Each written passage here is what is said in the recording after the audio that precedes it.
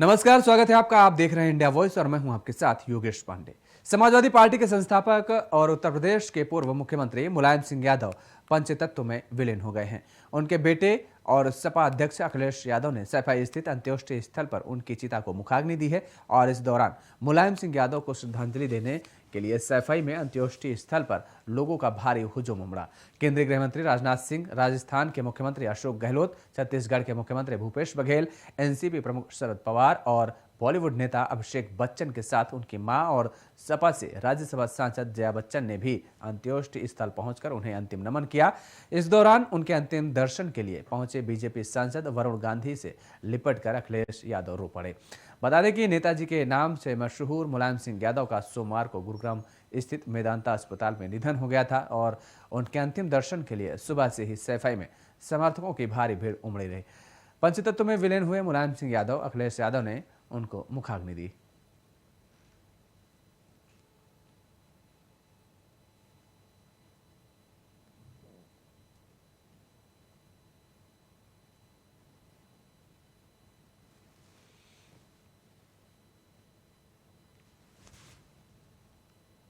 आरा सदर हॉस्पिटल के कई हिस्सों में डेंगू के कहर को देखते हुए अस्पताल प्रशासन सतर्क हो गया है, तो वहीं एक और रोज मरीज की संख्या ओपीडी में बढ़ती जा रही है।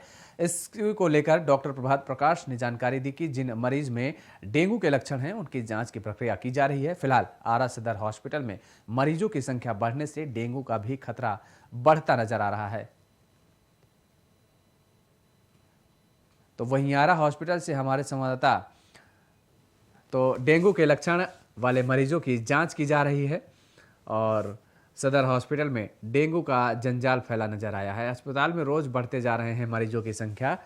ऐसे में स्वास्थ्य विभाग के सामने मुश्किलें खड़ी होती नजर आ रही हैं। डेंगू के लक्षण वाले मरीजों की जांच भी की जा रही है। सदर हॉस्पिटल में डेंगू का जंजाल फैला हुआ है। अस्पताल में रोज मरीजों की संख्या बढ़ रही है। लगातार मरीज बढ़ते जा रहे हैं। आरा की ये तस्वीरें हैं जहां पर आप देख सकते हैं कि किस तरीके से लोग अपने स्वास्थ्य परीक्षण के लिए अस्पताल पहुंच रहे हैं। वहां पर डेंगू से ये ग्रसित है और इनकी संख्या लगातार बढ़ती ही जा रही है। तो सदर हॉस्पिटल में जिस तरीके से आरा सदर हॉस्पिटल में डेंगू मरीजों की संख्या बढ़ती ही जा रही है और इस पूरे मामले को लेकर के आरा हॉस्पिटल से हमारे संवाददाता नेहा गुप्ता की खास रिपोर्ट देखिए।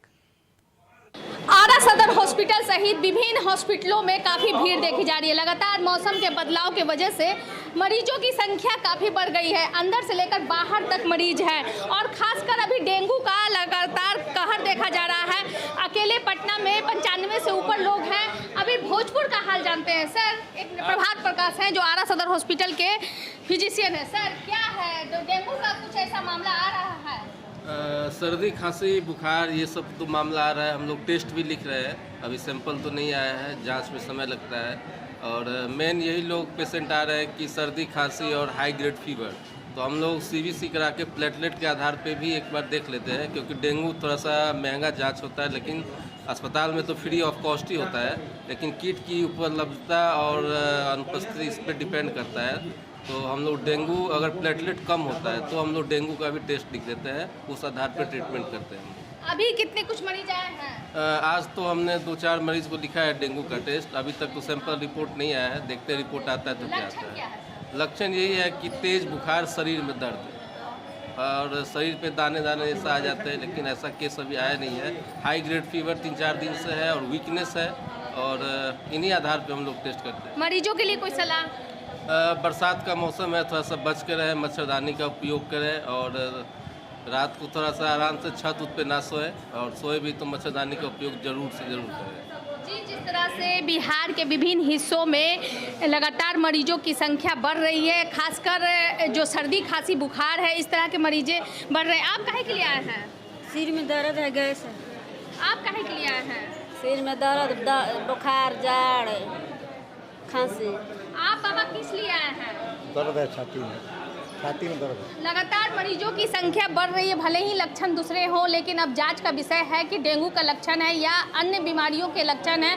लेकिन पहले की तुलना में अभी ओपीडी में मरीजों की संख्या 200 से 300 संख्या बढ़ गई है। अस्पताल प्रशासन पूरी तरह तैयारी कर रहा है कि इस तरह के अगर विकट परिस्थिति आएगी तो उसके लिए तैयारी किया जाए। मैं नेहा गुप्ता, भोजपुर से आरा इंडिया वॉइस के लिए। सदर विधायक और पूर्व मंत्री महेश चंद्र गुप्ता ने मुख्यमंत्री योगी आदित्यनाथ को पत्र भेजकर किसानों को आर्थिक मदद की मांग की है। आपको बता दें कि बारिश के कारण किसानों के फसलों को हुए भारी नुकसान के लेकर सदर विधायक ने ये पत्र लिखा है और इसके साथ ही किसानों के हित की बात की गई है। पत्र में सदर विधायक ने बताया है कि भारी बारिश के कारण जनपद बदायूं के किसानों को भारी नुकसान हुआ है। इस कारण अन्नदाता बहुत परेशान हैं और ऐसे में किसानों को आर्थिक मदद की बेहद जरूरत है। पत्र के माध्यम से अनुरोध किया गया है कि किसानों को फसल के नुकसान को देखते हुए उनकी आर्थिक मदद की जाए, जिससे किसानों के सामने पैदा हुए आर्थिक संकट से उनको राहत मिल सके।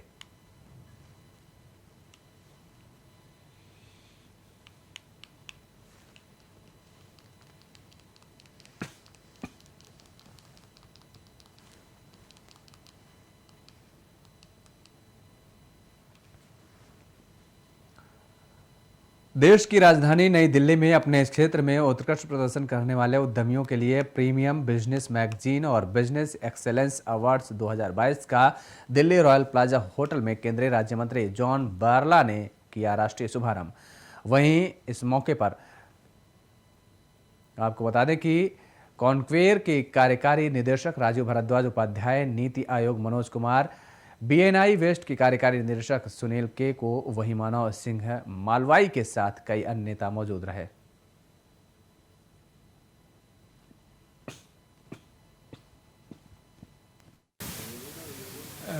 ये तो बिजनेस लाइन्स का बात है और ब्रांड स्टोरी, इसी में सब लोग देखिए कहीं ना कहीं रोजगार का ज़रूरत है ना, इससे लोगों को रोजगार दे पाएंगे, लोगों को और ज़्यादा से ज़्यादा इस मैगज़ीन में जोड़ पाएंगे।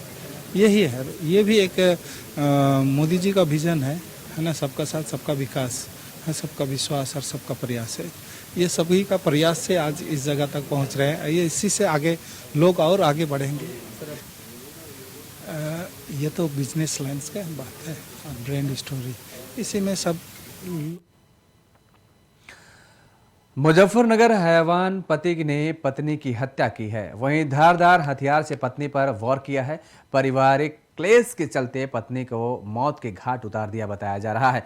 हमले के बाद आरोपी पति असगर अली फरार बताया जा रहा है। वहीं पुलिस ने शव को पोस्टमार्टम के लिए भेज दिया है। शाहपुर के तावली गांव का यह पूरा मामला बताया जा रहा है।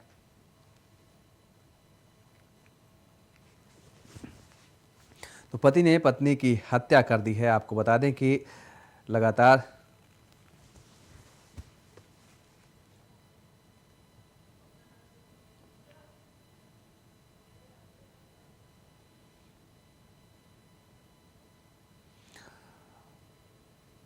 और हम आपको सीधी तस्वीरें दिखाएंगे महाकाल मंदिर उज्जैन की। मध्य प्रदेश की ये तस्वीरें हैं जहां पर प्रधानमंत्री नरेंद्र मोदी पहुंचे हैं। उज्जैन के महाकाल मंदिर में प्रधानमंत्री नरेंद्र मोदी पूजा अर्चना करते हुए ये तस्वीरें आप साफ तौर पर देख सकते हैं और वहां पर मंदिर में मौजूद पुरोहित प्रधानमंत्री नरेंद्र मोदी को पूजा अर्चना कराते हुए नजर आ रहे हैं।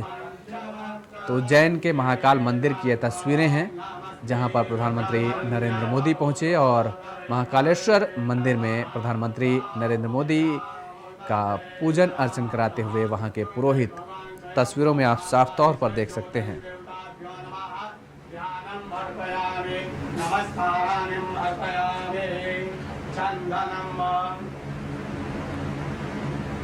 उज्जैन के महाकाल मंदिर में प्रधानमंत्री नरेंद्र मोदी पहुंचे हैं जहां पर मौजूद पुरोहित प्रधानमंत्री नरेंद्र मोदी को पूजन अर्चन कराते हुए महाकाल मंदिर में पूजन अर्चन करते हुए तस्वीरें प्रधानमंत्री नरेंद्र मोदी की हैं।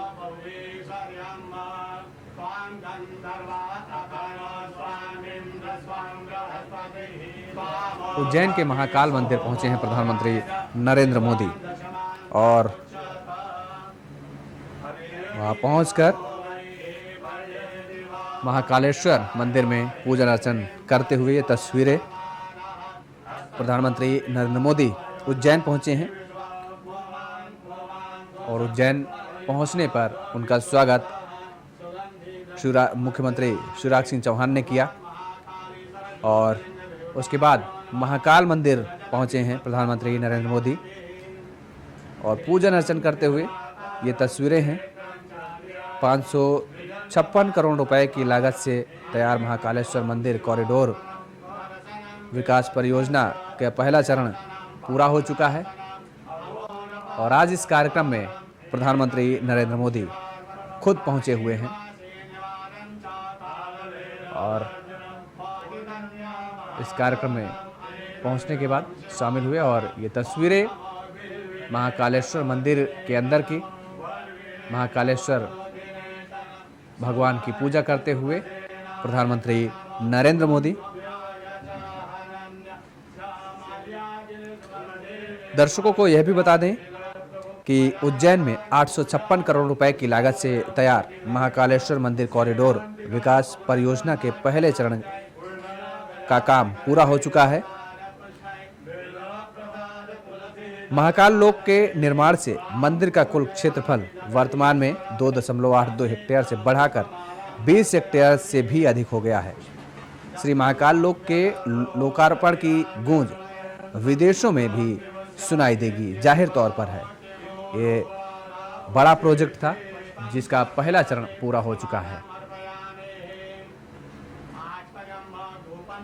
भाजपा के विदेश संपर्क विभाग ने America, Germany, Australia, New Zealand, Britain, UAE, Canada, Holland, Kuwait सहित 40 देश के एनआरआई को इस पूरे कार्यक्रम में व्यवस्थाओं को दिखाने के लिए आमंत्रित किया गया है।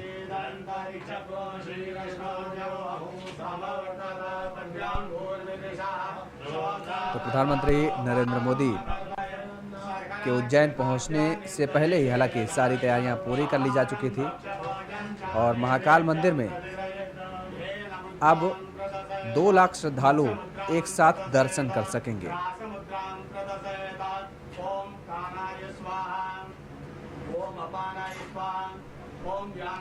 ये तस्वीरें महाकाल मंदिर के अंदर की हैं, जहां पर प्रधानमंत्री नरेंद्र मोदी पूजन अर्चन करते हुए नजर आ रहे हैं।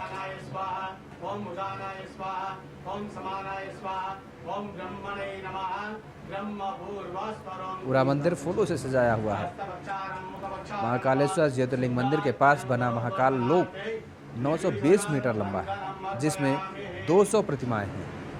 महाकाल लोक में भगवान शिव के 8 रूपों के दर्शन के साथ शिव पुराण में वर्णित कथाओं के म्यूरल बने हुए हैं और 150 वर्ष बाद महाकाल परिसर का जीर्णोद्धार हुआ है। 20.25 हेक्टेयर क्षेत्र में पूरा महाकाल लोक फैला हुआ है।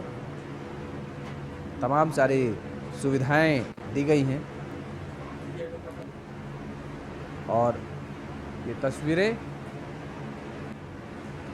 मध्य प्रदेश के उज्जैन में स्थित महाकालेश्वर मंदिर के अंदर की हैं, जहां पर प्रधानमंत्री नरेंद्र मोदी पूजन अर्चन करते हुए नजर आ रहे हैं और वहां पर मौजूद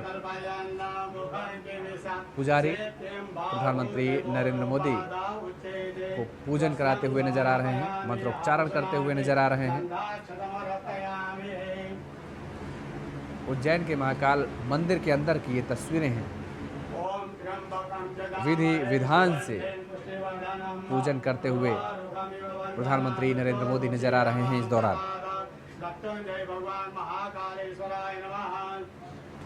856 करोड़ रुपए की लागत से तैयार महाकालेश्वर मंदिर कॉरिडोर विकास परियोजना का पहला चरण पूरा हो चुका है।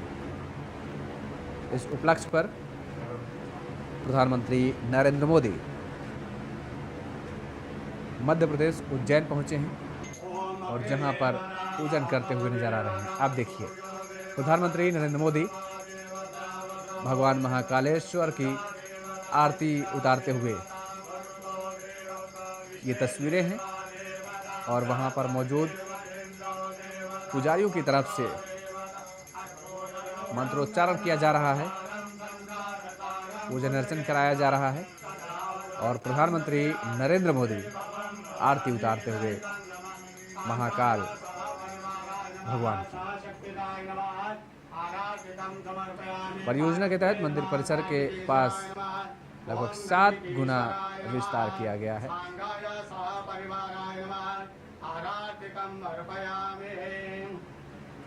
ये तस्वीरें आप देख रहे हैं उज्जैन के महाकालेश्वर मंदिर के अंदर की तस्वीरें हैं, जहां पर प्रधानमंत्री नरेंद्र मोदी पूरे विधि विधान के साथ पूजन अर्चन करते हुए नजर आ रहे हैं और उसके बाद आरती उतारे भगवान महाकाल की। और ये तस्वीरें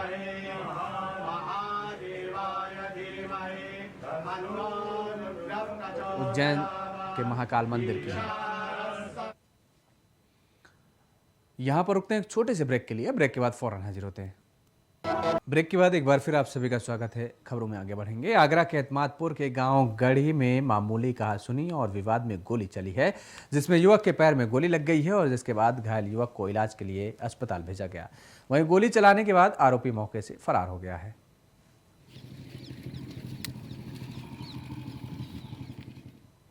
कोई दिक्कत ना, खड़ी रहो, कोई दिक्कत ना।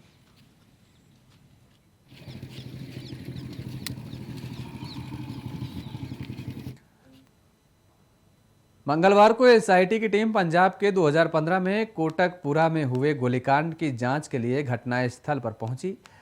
एसएसपी मोगा गुरनीत सिंह खुराना के नेतृत्व में एसआईटी ने फॉरेंसिक टीम के साथ गोलीकांड को रिक्रिएट करने के लिए कोटकपुरा के बटियावाला चौक का दौरा किया। इस दौरान एसएसपी मेगा के साथ crime scene incharge doctor Ashwini Kalia और बैलिस्टिक्स इंचार्ज डॉक्टर सहोता भी मौजूद रहे।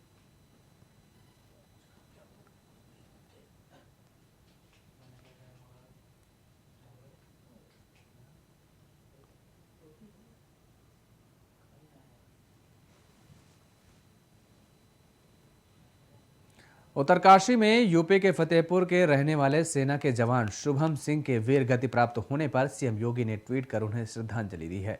इसके अलावा उन्होंने शहीद के नाम पर सड़क का नाम रखने की घोषणा की है और इसके साथ ही शहीद के परिजनों को सरकारी नौकरी के साथ 50 लाख की आर्थिक सहायता देने की भी घोषणा की है।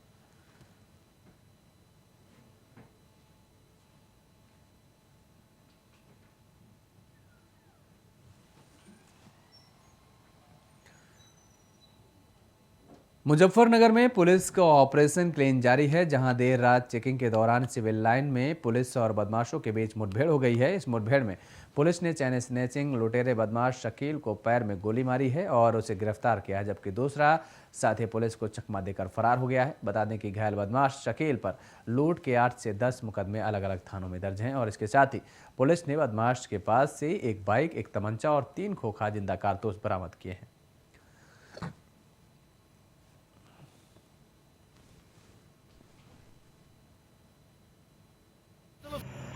ये आज सिविल लाइन पुलिस शाम के समय जो रूटीन चेकिंग है, रूटीन चेकिंग करा रही थी, तभी एक मोटरसाइकिल जो बिना नंबर की थी, इस पर 2 युवक सवार थे।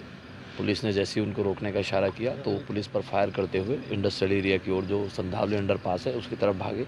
पुलिस ने चारों तरफ से जब नाकाबंदी की, उनकी घेराबंदी की, तो अपने आप को घिरता पाकर पुलिस पर लगातार फायर करते रहे। पुलिस ने जब जवाबी फायरिंग की तो एक बदमाश के पैर में गोली लगी, जिसका नाम शकील उर्फ घोड़ा, जो कि मेमलाना रोड का रहने वाला है, और जानकारी में आया है कि इस पे तकरीबन 8 से 10 मुकदमे पूर्व से पंजीकृत हैं। ये सुल्तानपुर के बल्दीराय थाना क्षेत्र के अंतर्गत इब्राहिमपुर में 2 समुदायों के बीच विवाद देर रात तक जाकर थमा। विसर्जन शोभा यात्रा करीब 5 घंटों तक रुकी रही और एक समुदाय के लोग पारा बाजार में प्रतिमाएं रखकर प्रदर्शन करते रहे। बता दें कि देर रात उपद्रवी ने तोड़फोड़ और आगजनी भी की और प्रशासन मूकदर्शक बना रहा। जब अयोध्या रेंज के डीआईजी मौके पर पहुंचे तब जाकर स्थिति कंट्रोल में आई।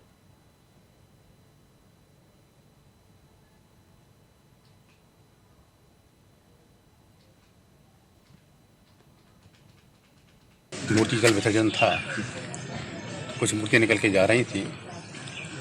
उसी दौरान इसी बात को लेकर के विवाद हुआ और रास्ते में एक मदरसा है, वहाँ से उनका पथराव शुरू हुआ।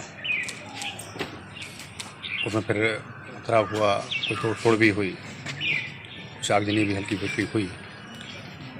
इसमें जो भी लोगों ने माहौल को बिगाड़ने का प्रयास किया है, एक एक व्यक्ति को चिन्हित किया जा रहा है, कर लिए भी गए हैं, उनकी गिरफ्तारियां होंगी। नोटिकल इब्राहिमपुर में दो समुदायों के बीच विवाद हो गया। डीजे की तेज आवाज को लेकर के ये विवाद हुआ है और जमकर तोड़फोड़ की गई। 5 घंटे तक विसर्जन यात्रा रुकी रही इस विवाद के चलते। डीआईजी के पहुंचने के बाद वहां की पूरी स्थिति कंट्रोल में आई। तस्वीरों में भी आप साफ तौर पर देख सकते हैं किस तरीके से तोड़फोड़ की गई है।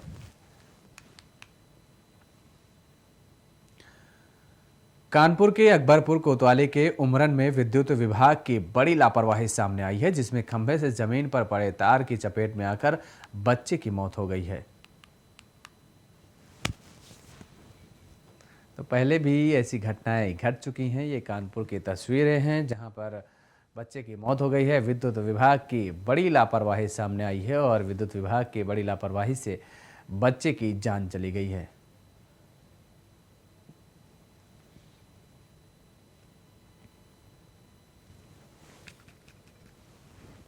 वह कूड़ा फेंकने जा रहा था जी। तो बिजली खंबे का स्टेक जो बांधते हैं उसमें बत्ती उतर रही थी, लाइट जी। तो पैर इसका फिसला तो उसी में ये टच हो गया, तो बत्ती इसको पकड़ लिया, उठ नहीं पाया। ये कितने वर्ष का था ये 18 साल का है। इस बुलेटिन में फिलहाल मेरे साथ इतना ही। देश और दुनिया की तमाम खबरों के लिए आप देखते रहिए इंडिया वॉइस। नमस्कार।